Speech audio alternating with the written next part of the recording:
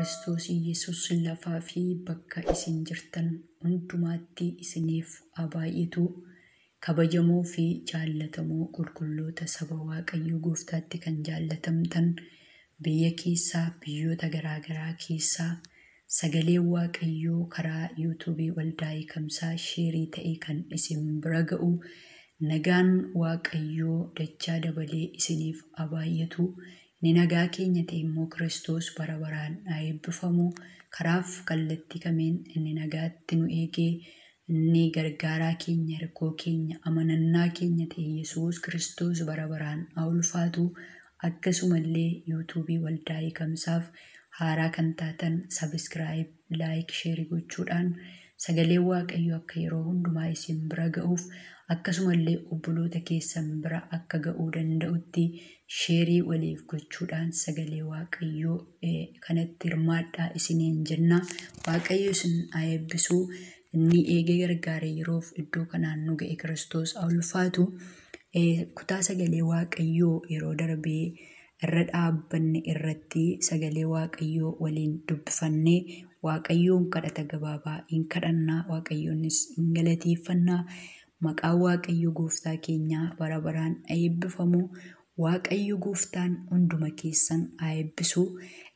Qorontos isa tokkoffaa boqonnaa 16 lakkoofsa 9 irraa dubbifanneetu Waaqayyoon itti fufnee hin kadhannaa. Galanni Waaqayyoo isa jiraataaf haa ta'u. Akkas jedha kutaa sagalee Waaqayyoo kanarraa dubbiin Waaqayyoo. Warri ittiin morman baay'een yoo jiraatan iyyuu hojii guddaadhaa fi hojii waa'ee baasu hojjechuudhaaf karaan anaaf banameera jedha. Maqaa Waaqayyo Gooftaa keenyaa bara baraan eebbifamu. Warri ittiin morman baay'een yoo jiraatan iyyuu hojii guddaadhaaf hojii waa'ee baasu hojjechuudhaaf karaan anaaf banameera jedha iddoo kanatti namni Waaqayyoo Phaawulos. Warri ittiin morman, warri daangessuu barbaadan, dubbiin kun sagalee humna qabu, sagaleen hojii hojjetu, sagaleen hidhaa hiiku, sagaleen du'aa kaasu, sagaleen seenaa jijjiiru, sagalee Waaqayyoo kun warri ittiin morman, warri dubbii kanaa morman baay'een yoo jiraatan iyyuu hojii guddaadhaa fi hojii waa'ee baasu hojjechuudhaaf sagalee Waaqayyoo kana dhalootatti dabarsuudhaaf sagalee Waaqayyoo dhaloota biraan ga'uudhaaf sagalee Waaqayyoo kun akka hojii gurguddaa darbee hojjechuu danda'uuf akkan hojii kana hojjedhuuf anaaf immoo karaatu anaaf baname jedhe Phaawulos. Karaan anaaf baname kun karaa jallootaan cufamu miti, karaa biyya lafaan cufamu miti, karaa harka namaatiin cufamu miti. Karaa kana karaa harki Waaqayyo anaaf banedha. Karaan kun karaa Waaqayyo anaaf baasedha. Karaa Waaqayyo anaaf baase kana namni cufuu hin danda'u. Sagalee kanaan namni baay'een kan mormu yoo jiraate illee sagalee kanaan kan morman baay'ee yoo jiraatan iyyuu sagaleen kun sagalee guddaadha waan ta'eef sagaleen kun sagalee humna qabudha waan ta'eef sagalee kana sagalee namni daangessuu hin dandeenye waan ta'eef sagalee kana sagalee namni karaa dhaabuu hin dandeenye waan ta'eef sagalee kana immoo akkan dubbadhuuf sagalee kana immoo akkan dhaloota biraan ga'uuf anaaf karaan anaaf banameera jedhe Phaawulos. Haleluuyaa. Karaan sirraa banameera isinis. Karaa harki namaa cufuu hin dandeenye, karaa harki jallootaa cufuu hin dandeenye, karaan sirraa banameera. Humna dhiiga Yesuus Kiristoosiin karaan sirraa banameera. Kan sitti cufame sirraa banameera. Kan karaa dhaabattee boossu kan danqamte Waaqayyo balbala haaraa karaa haaraa siif baneera. Galanni Waaqayyoof haa ta'u. Phaawulos irratti kan ka'an baay'ee yoo jiraatan illee sagalee Waaqayyo akka inni dubbachuu hin dandeenye, akka inni dhalootatti lallabuu hin dandeenye, akka dhaloonni gara birmadummaatti gara dhugaa dubbii waaqayyootti dhufuu hin dandeenye kan godhan baay'een kan danqan baay'ee yoo jiraatan iyyuu kan karaa bane Phaawulosiif waaqayyodha. Gaafa waaqayyo karaa namaaf banu namni nama daangessuu hin danda'u. Balbala gaafa waaqayyo namarraa banu harki namaa cufuu hin danda'u. Haaleluyyaa. Asirraan cufaa, achirraan cufaa. Karaan ati adeemtu danqaa, karaan ati irra deddeebitu danqaraa yoo sitti fakkaate illee gaafa waaqayyo sirraa banu, gaafa waaqayyo balbala siif banu namni sitti cufuu hin danda'u. Biyyi lafaa sitti cufuu hin danda'u. Jalloonni sitti cufuu hin danda'ani. Phaawulos irraa balbala waaqayyo bane namni cufuu hin dandeenye. Phaawulosiif karaa waaqayyo baasee namni daangessuu hin dandeenye. Darbee lallabe malee, darbee dubbate malee, darbee dhalootatti hime dhugaa dubbii waaqayyo malee, darbee dhalootaa fi karaa daandii jireenyaa agarsiisu ta'uu danda'e malee namni itti cufuu hin dandeenye, namni danquu hin dandeenye, humni si dabarsuu danda'u, humni si moosisuu danda'u, humni karaa si adeemsisuu danda'u, humni waaqayyo siniif haa dhufu. Galanni waaqayyo isa jiraataaf haa ta'u. Gaafa waaqayyo namaa wajjin ta'e wanti fuula namaa dhaabbatu hin jiru. Wanti nama daangessuu danda'u hin jiru. Wanti nama danquu danda'u hin jiru. Jabaa fakkaatee humna qaba fakkaatee fuula kee dhaabbatee kan si danquuf kan si daangessuu barbaadu baay'ee yoo jiraate illee waaqayyo gooftaan diina keessan harkaa humna fuudheera. Waaqayyo gooftaan maccaa isa isin danquu barbaadu, isa isin qabuu barbaadu, isa isin daangessuu barbaadu fuula keessan duraa kaasee akka isin darbitanii adeemtan hin taasisa. Murteeffadhaati waaqayyo wajjin bu'aa. Murtoo barbaachisa amantiin. Kutannoo barbaachisa amantiin. Phaawulos murteessee waaqayyo wajjin bu'e. Phaawulos erga maqaansaaf jireenyi isaaf seenaansaa jijjiirame waaqayyo wajjin wal arge. Iji hafuura isaa erga baname inni jireenya isaa haguuge, inni ija isaa jaamse gaafa ija isaa irraa bu'e. Qolli cubbuu, qolli ija isaa irraa inni waaqayyo wajjin akka inni wal argu hin goone gaafa ija isaa irraa bu'ee iji isaa baname waaqayyo wajjin wal arguu danda'e. Phaawulos waaqayyo wajjin bu'e. Jireenyi isaa jijjiirame. Kaleessa waldaa amantoota baay'ee kan gubu, kan gooftaa waaqeffatan, kan Kiristoosiin amanatan mana hidhaatti dabarsee kan kennu. Gaafa Yesuus Kiristoos baatiriitti ibsee anadha Yesuus inni ati ari'attu jedhee waaqayyotti of mul'ise.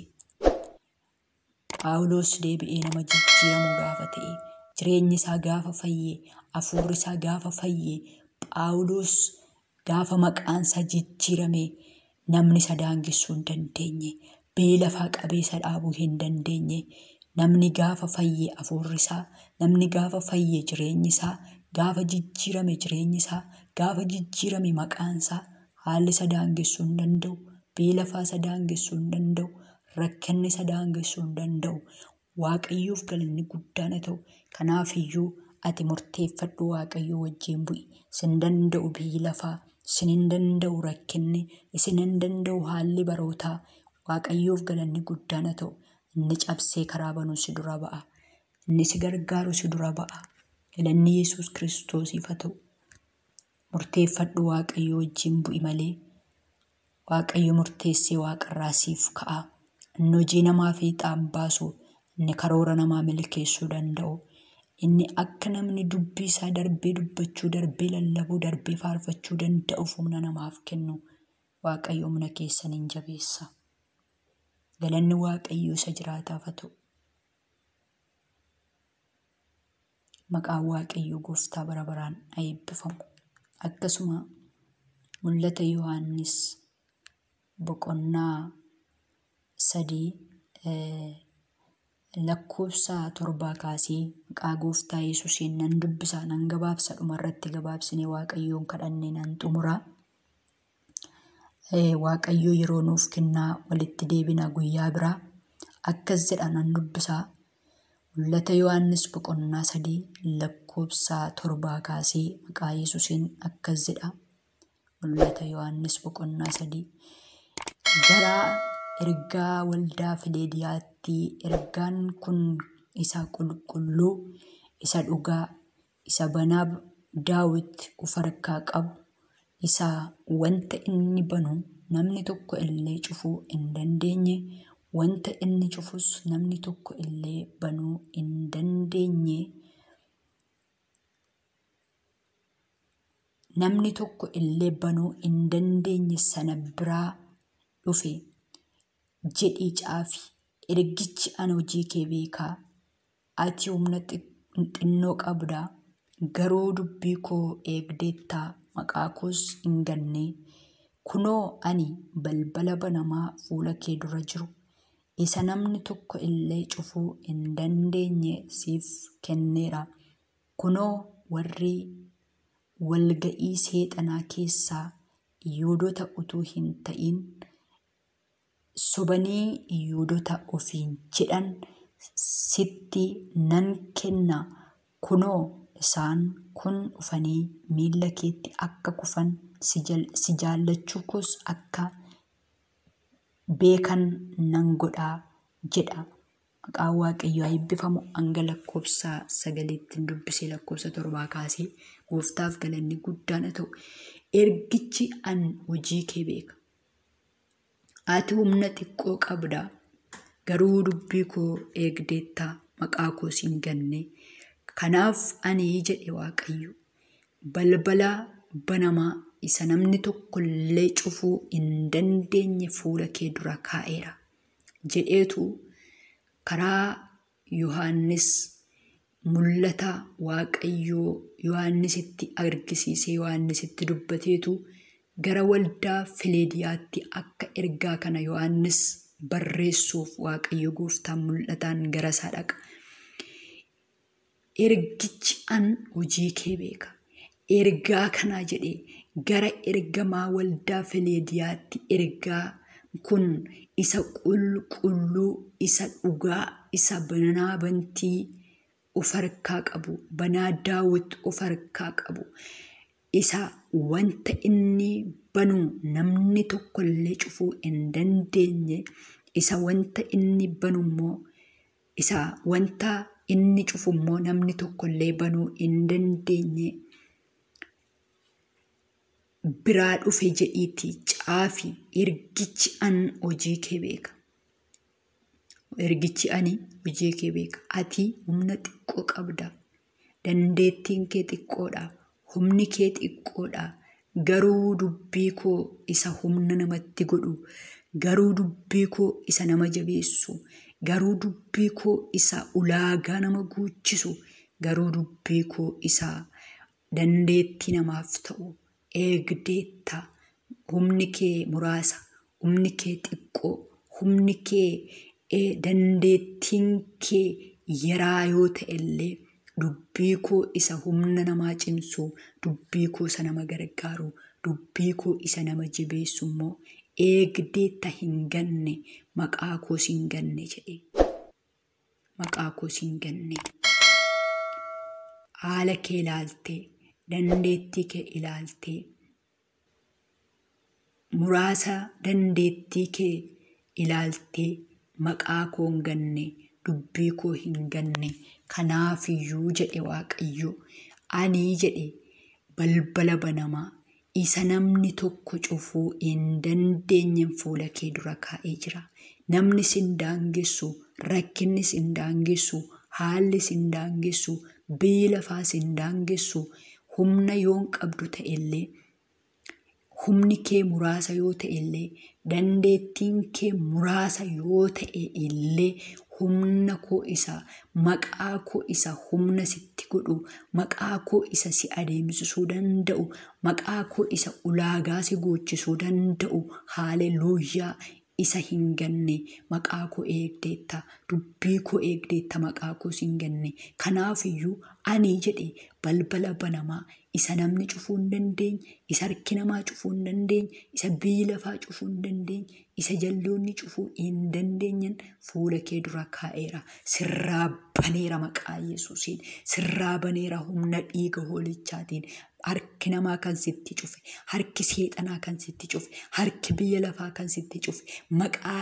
Yesuusiin sirraa baneera sa'aatii kanaa kaasii Waaqayyo wajjin humna keessan abdii keessan jireenya keessan Waaqayyo wajjin godhadhaa isa wajjin adeemaa isatti of gataa isa amanadhaa Waaqayyo waldaa kanaan humna xiqqoo akka qaban dandeettiin isaanii muraasa akka ta'e garuu immoo dubbii isaa Waaqayyo akka eegan garuu maqaa isaa immoo akka hin ganne beekeetu Waaqayyo ani ati humna xiqqoo yoo qabaatte illee maqaa koo waan eegdeef maqaa koo waan hin gatiiniif anaa wajjin waan jirtuuf ani sirraan bana balbala banamaa isa namni cufuu hin dandeenyen fuula kee dura ka'a warra sobanii Yihuudoota ofiin jedhan warra sobanii isin gidduu deddeebi'an ani Waaqayyoon dabarsee isinitti kenna ani isaan miilla keetti kufanii akka siif sagadan nan godha kanaan akkan si wajjin jiru kanaan akkan si gargaaru isaan hin beeku jedhe Waaqayyoof galanni guddaan haa ta'u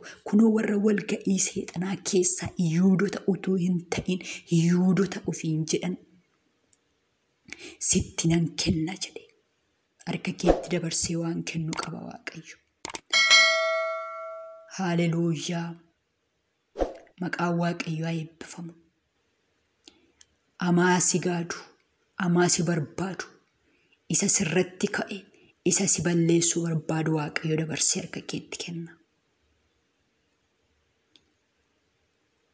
ani Waaqayyoon dabarsee harka keetti nan kenna jedhe Waaqayyo warra Yihuudoota ofiin jedhan sobanii sitti nan kenna kunoo isaan kun dhufanii miilla keetti akka kufan akka si jaallatan nan godha si jaallachuu koos akkanaan akka beekan nan godha akka siif gugguufan akka siif qoomma'an ani nan godha warra walga'ii seexanaa warra Yihuudoota hin ta'in sobanii immoo Yihuudoota ofiin jedhan warra dabarsanii nama kennan warra dabarsanii nama gurguran warra dabarsanii hamaatti nama kennan gaarii fakkaatanii qajeelina fakkaatanii ulfina fakkaatanii bareedina fakkaatanii karaa dalgaatiin dhufanii jireenya namaa kan miidhan nama kan balleessan boolla kan namaaf qotan ani dabarsee harka keetti kenna akka isaan siif gugguufan nan godha harka keetti laadha kanaan si jaallachuu koo beeku kanaan si wajjin jiraachuu koo beeku kanaan si gargaaruu koo beeku jedhee Waaqayyo waldaa kanatti akkuma dubbatu har'a jireenya koof jireenya keessanitti dubbata Waaqayyo galanni Waaqayyo isa jiraataaf haa ta'u Waaqayyoon galateeffanna kanaafiyyuu dandeettiin keessan muraasa yoo ta'e illee Waaqayyo dubbii Waaqayyoon gatiina dubbii Waaqayyo amanadhaa dubbii Waaqayyootti jiraadhaa dubbii Waaqayyoon gaggeeffamaa dubbii Waaqayyo dhaga'a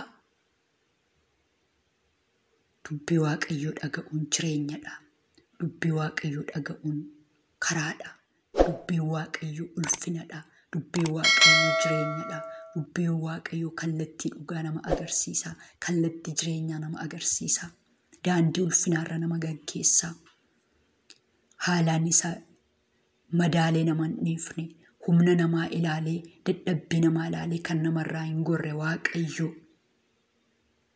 humna isaa isa nama jabeessu dubbii isaa nama gargaaruun balbala isa namni cufuu hin dandeenye balbala isa namni daangisuu hin dandeenye isa biyyi lafaa cufuu hin dandeenye sagalee isaatiin kan namarraa banu sagalee isaatiin waan hin jirre isa jiraachisu sagalee isaatiin isa jiru akka hin jirre kan godhu sagalee isaatiin du'aa kan kaasu sagalee isaatiin dadhabaa kan jabeessu sagalee isaa namni qabatee adeemu haalaan hin mo'amu rakkinaan hin mo'amu biyya lafaan hin mo'amu sodaadhaan hin mo'amu yaadduudhaan hin mo'amu kanaafiyyuu sagalee Waaqayyoo qabatanii adeemuun milkaa'insa namaaf ta'a ulfina namaaf ta'a